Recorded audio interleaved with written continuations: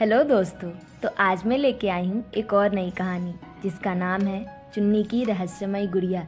एक छोटे से गांव में चुन्नी नाम की लड़की रहती थी।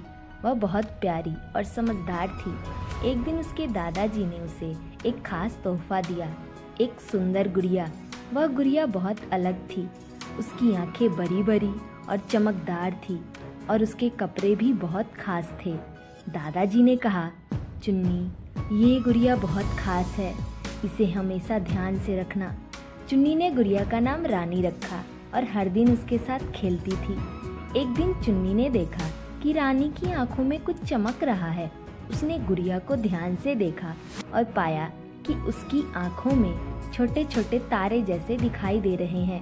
उसे लगा कि यह गुड़िया सामान्य नहीं है। अगले दिन जब वह सोकर उठी तो उसने देखा कि गुड़िया ने उसके कमरे में सब कुछ ठीक कर दिया था।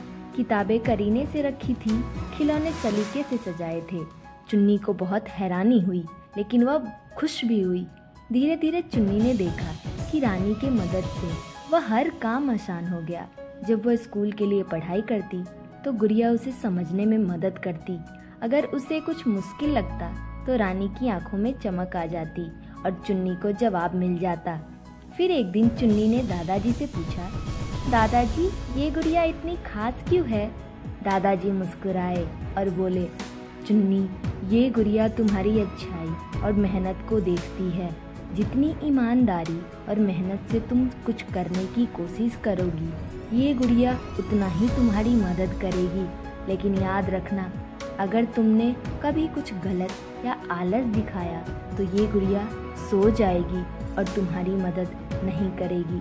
चुन्नी ने यह बात गांठ बांध ली। उसने हमेशा सही रास्ते पर चलने का फैसला किया और मेहनत से पढ़ाई करने लगी।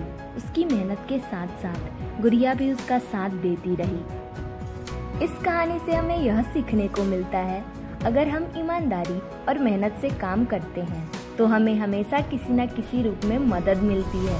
हमारी अच्छाई ही हमें सही रास्ते पर चलने में मदद करती है। अगर स्टोरी पसंद आई हो तो लाइक, सब्सक्राइब एंड शेयर जरूर करें।